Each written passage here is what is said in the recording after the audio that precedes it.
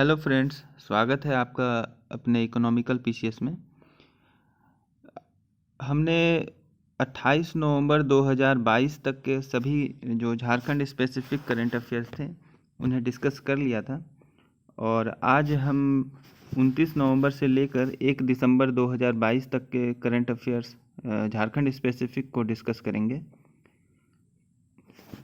और यदि आपको इस सेशन से कुछ भी लाभ हो और ऐसा लगे कि इससे आपको एग्ज़ाम में फ़ायदा होने वाला है तो अवश्य इस चैनल को सब्सक्राइब कर लीजिएगा और इस सेशन को अपने दोस्तों के बीच में ज़रूर शेयर करें ताकि इसका लाभ सभी को मिल सके।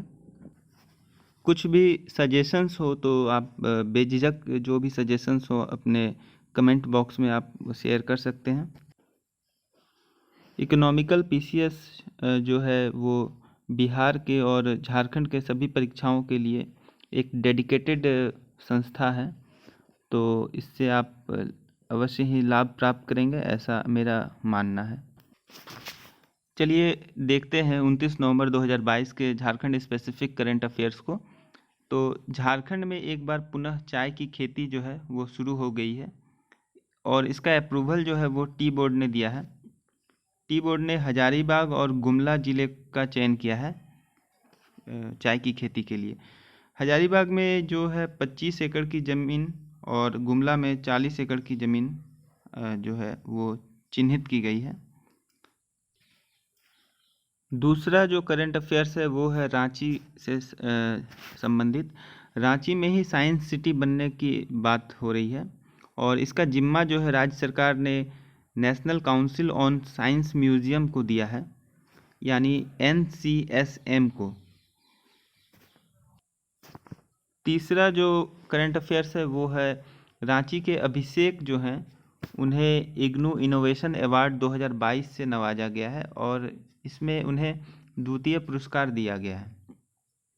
हालांकि ये उतना महत्वपूर्ण नहीं है, फिर भी इसे शामिल कर लिया गया है क्योंकि एग्ज़ाम में आप देखते ही होंगे कि कुछ भी प्रश्न पूछे जा रहे हैं। पिछली बार जेपीएससी में तो देखा ही होगा आप लोगों ने कि किस प्रकार से प्रश्न पूछे गए थे। अतिक्रमण में कितनी ज़मीन ली गई थी जो एचईसी के अतिक्रमण में और एचईसी के ज़मीन आवंटन में, उसका ब्यौरा तक पूछा गया था। तो जो है संभावित प्रश्नों की श्रेणी में ये आता है, इसलिए इसे सम्मिलित किया गया है। आइए देखते हैं 30 नवंबर 2022 के करंट अफेयर्स। इसमें जो पहला है वो है आपका रांची यूनिवर्सिटी और डॉक्टर श्यामा प्रसाद मुखर्जी यूनिवर्सिटी के छात्रों से सड़कों का सर्वे कराएगी। रांची नगर निगम छात्रों से सड़कों का सर्वे कराएगी और ये वॉलंटियर्स के रूप में उन्हें कराया जाएगा और इसके लिए उन्हें 2000 रुपये की प्रोत्साहन राशि और सर्टिफिकेट दी जाएगी। ये अपने आप में एक पहली बार इस तरह का कोई प्रयोग किया जा रहा है रांची नगर निगम के द्वारा, तो ये इस वजह से मतलब महत्वपूर्ण न्यूज़ की श्रेणी में आता है। नेतरहाट आवासीय विद्यालय समिति के सभापति जो हैं संतोष उरांव बनाए गए हैं। ये पूर्व छात्र ही हैं वहाँ के और विगत 2 वर्षों से ऐसी कोई समिति के जो गठन है नहीं हो पा रहा था कोरोना के कारण, तो ये अब पुनः बहाल हुआ है ये समिति, नेतरहाट आवासीय विद्यालय समिति, और इसके सभापति जो हैं वो संतोष उरांव बनाए गए हैं। यह एक महत्वपूर्ण खबर है। इंडिया इंटरनेशनल ट्रेड फेयर 2022 में झारखंड पवेलियन को गोल्ड अवार्ड मिला है। ये काफ़ी महत्वपूर्ण है। ऐसा मेरा मानना है कि यह संभावित प्रश्नों की श्रेणी में है और आने वाली परीक्षाओं में हो सकता है कि इससे आपको सामना करना पड़े। तो यह बहुत ही इम्पोर्टेंट क्वेश्चन है। इंडिया इंटरनेशनल ट्रेड फेयर 2022 में गोल्ड अवार्ड किस पवेलियन को मिला? ये झारखंड पवेलियन को मिला, ठीक है।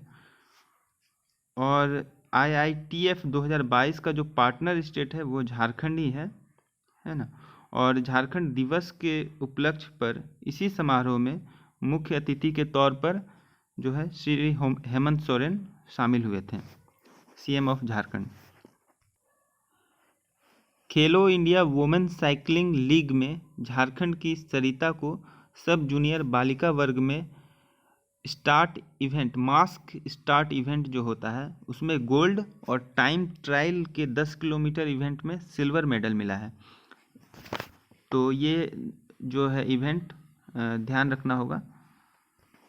मास्क स्टार्ट इवेंट में गोल्ड और टाइम ट्रायल इवेंट में 10 किलोमीटर का जो इवेंट होता है उसमें सिल्वर मेडल मिला है।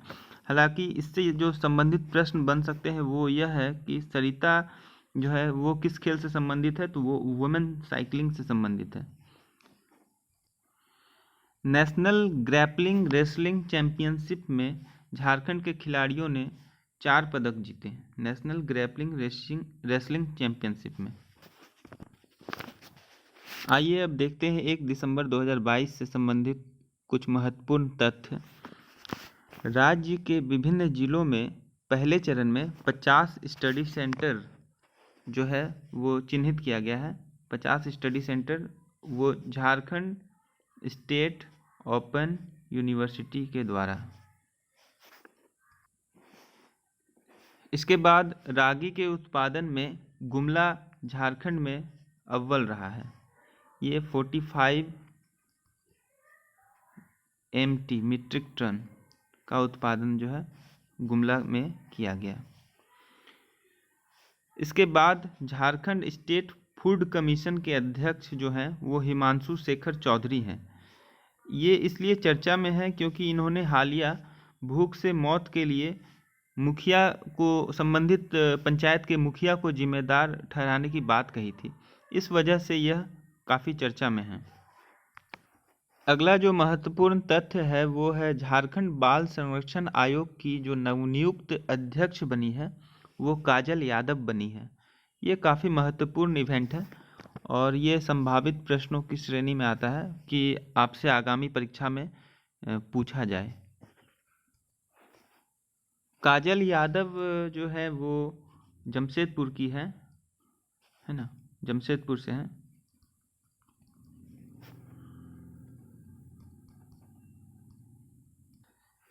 इसके बाद हालिया दिवंगत जो डॉक्टर जमशेद जे ईरानी हैं, उन्हें हम लोग the steel man of India के नाम से जानते हैं। ये इनका निधन हो गया नवंबर 2022 में और ये हाल ही में काफ़ी चर्चा में भी थे। इस वजह से एक संभावित प्रश्न यहाँ से बन सकता है कि the steel man of India के नाम से किन्हें जाना जाता है। तो वो झारखंड टाटा स्टील के जो पूर्व निदेशक थे डॉक्टर जमशेद जे ईरानी, उन्हें हम लोग the steel man of India के नाम से जानते हैं। इसके बाद इफ़को जो है वो नैनो यूरिया की फैक्ट्री जसीडी इंडस्ट्रियल एरिया में जियाडा के द्वारा लगाया जा रहा है। जियाडा जो है इसमें भूमि आवंटन का काम करती है और इसने 19 अलग अलग इकाइयों को ज़मीन आवंटित की है और इसमें जो महत्वपूर्ण इकाई है वो इफ़को है जो नैनो यूरिया की फैक्ट्री जसीडी इंडस्ट्रियल एरिया में लगाने वाली है। हाल ही में संगीत नाटक अकादमी अवार्ड 2019, 20 और 21 का घोषणा किया गया।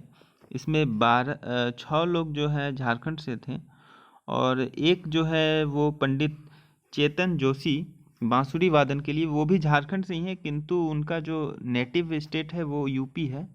इस वजह से उन्हें यूपी से काउंट किया जाएगा। हालांकि वो अभी नोएडा में रहते हैं और उन्हें जो है 25 वर्षों का कार्य अनुभव जो है बोकारो सेल में है।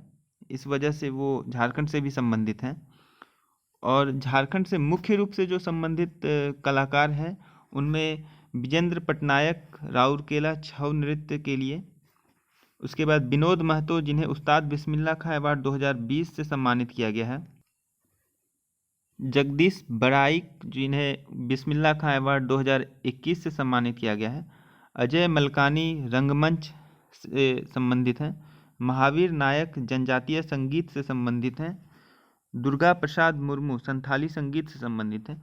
इसमें जो महत्वपूर्ण है वो दुर्गा प्रसाद मुर्मू हैं, जो लगता है कि संभावित प्रश्न बन सकता है यहाँ से, संथाली संगीत से संबंधित हैं और ये पूछा जा सकता है कि दुर्गा प्रसाद मुर्मू जिन्हें हालिया संगीत नाटक अकादमी अवार्ड से नवाजा गया वो किस चीज़ से संबंधित है। संथाली संगीत इसका उत्तर होगा। आज 1 दिसंबर है और आज विश्व एड्स दिवस भी है। और इस वर्ष का जो थीम है वो है इक्वलाइज, अर्थात समानता इस वर्ष का थीम है। तो स्वास्थ्य विभाग के एक रिपोर्ट के अनुसार झारखंड में गत वर्ष में एड्स के मरीजों में 15.1% की संख्या घटी है, जो कि राज्य के लिए एक काफ़ी सुखप्रद खबर है। और यह इस वजह से करंट अफेयर्स की श्रेणी में आता है और इसे संबंधित जो है परीक्षा में पूछा जा सकता है। उम्मीद करता हूँ कि आपको यह सेशन पसंद आया होगा। और अगर आप झारखंड से संबंधित किसी भी परीक्षा की तैयारी कर रहे हैं तो यह मान के चले कि 25% जो प्रश्न है वो झारखंड के करंट अफेयर्स से आएंगे। तो ऐसे में इकोनॉमिकल पीसीएस की जो टीम है वो आपके लिए एक अच्छा करंट अफेयर्स का जो है कंटेंट दे रही है और ये एक एग्ज़ाम ओरिएंटेड अप्रोच के साथ काम कर रही है। तो इसलिए मेरा आप सबों से अनुरोध है कि इकोनॉमिकल पीसीएस को सब्सक्राइब करें और सेशन अगर अच्छा लगा हो तो इसे दोस्तों के बीच अवश्य शेयर करें। धन्यवाद।